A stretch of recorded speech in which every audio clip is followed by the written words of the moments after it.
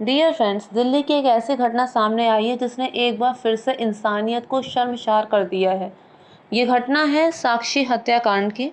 Friends, इस बात ने साबित कर दिया है कि जब तक बात अपनों पर ना आ जाए या फिर जब तक बात अपने पर ना आ जाए, लोगों के कान में जू नहीं रेंगती। लोग एक कदम चलना नहीं चाहते, लोग अपना हाथ पैर हिलाना नहीं चाहते जब तक बात खुद पर या अपने किसी खुद पर ना आ जाए। हम ये भूल जाते हैं कि अगर आज हम किसी की मदद नहीं करेंगे तो कल को कोई हमारी मदद के लिए क्यों आएगा। ये बात बिल्कुल सही है कि हम किसी की मदद करते हैं तो ज़रूरी नहीं कि सामने वाला हमारी मदद के लिए आए, लेकिन ईश्वर तो देख रहा है ना, वो किसी न किसी को तो आपकी मदद के लिए भेज ही देगा अगर हम खुद किसी की मदद करेंगे तो। फ्रेंड्स, इस घटना में केवल साहिल ही जिम्मेदार नहीं है, केवल उसे मारने वाला ही जिम्मेदार नहीं है जो 66 सेकंड में उस पर 40 बार चाकू से वार पे वार करता रहा, बल्कि वहां से निकलने वाले 17 लोग भी जिम्मेदार हैं जो वहां से गुजरे, लेकिन उन्होंने उसे रोकने का जरा भी प्रयास नहीं किया। फ्रेंड्स, एक बारी को हाथ में पिस्टल हो तो कहा जा सकता है कि पिस्टल कहीं भी चल जाती है, कभी भी लग जाती है।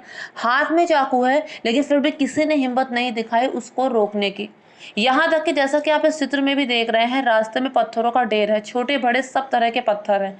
अगर वहां मौजूद 17 लोगों में से हर कोई एक एक पत्थर भी उठा लेता तो शायद साक्षी की जान बच जाती, पर लोगों ने यह जहमत नहीं उठाई। चलो माना कि ये डर था कि कहीं हमें कोई खतरा ना हो, लेकिन वहां पर और भीड़ भी तो इकट्ठी की जा सकते थे। अब पार्किंग को लेकर दिल्ली में इतने ज्यादा झगड़े हो चुके हैं कि वहां पे खून खराबे तक की नौबत आ गई है। यहाँ मेरी कार खड़ी थी, तूने कैसे खड़ी की। यहाँ तो मैं रोज अपनी गाड़ी खड़ा करता था, तूने कैसे कर दी। इस पर तो मारकाट मच जाती है। वहां एक नाबालिग लड़की 16 साल की थी जिसे चाकू से गोदा जा रहा है। एक ही है मारने वाला, लेकिन फिर भी कोई भी मदद के लिए सामने नहीं आया। सीसीटीवी में पूरी घटना रिकॉर्ड हुई है और साहिल को इस बात का कोई पछतावा नहीं है। मारने के बाद वो आराम से वहां चहलकदमी करते हुए निकला। ऑब्वियसली निकलेगा, उसे देखा कि जब मारते हुए लोगों ने कुछ नहीं उसे कहा तो जाते हुए भला कोई उसे पकड़ने की कोशिश क्यों करेगा। फ्रेंड्स, इस घटना में ये हुआ था कि जो साक्षी के पिताजी थे वो एक मजदूर थे। साक्षी उनकी बेटी थी, उसका एक छोटा भाई था, 8वीं क्लास में पढ़ता था। साक्षी ने 10वीं का एग्जाम दिया था, एग्जाम वो पास कर चुकी थी।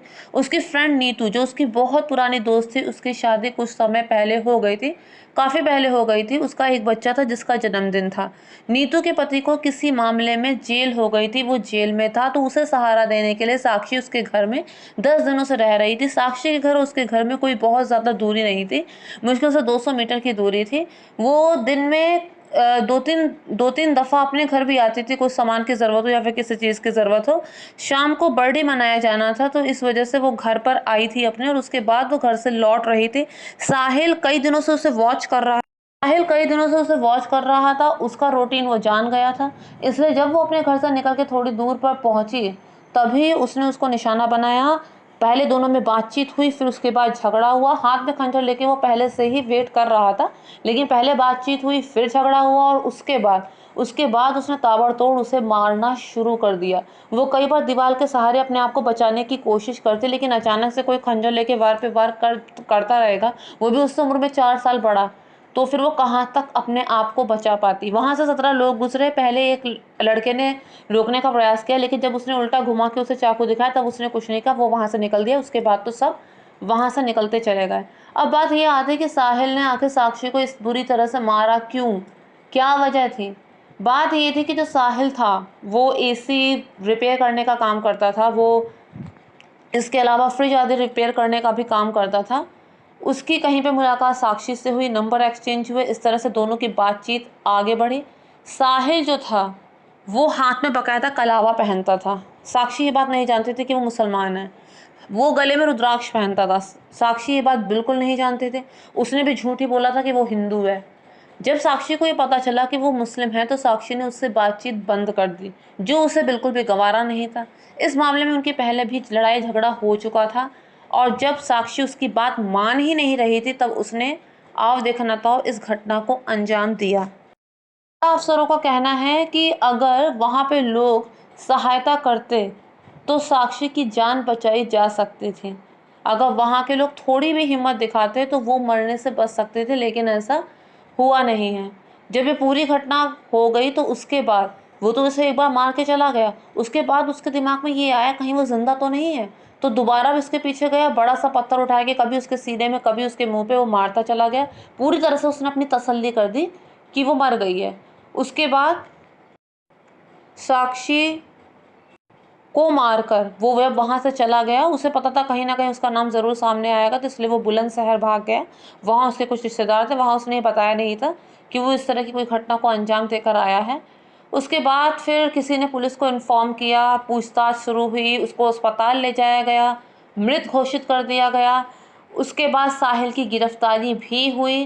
तो कुल मिलाकर लव जिहाद का मामला ये लग रहा है, इससे पहले भी हो चुका है कि फ्रिज में टुकड़ों में रखी हुई श्रद्धा की लाश, अब ये घटना है।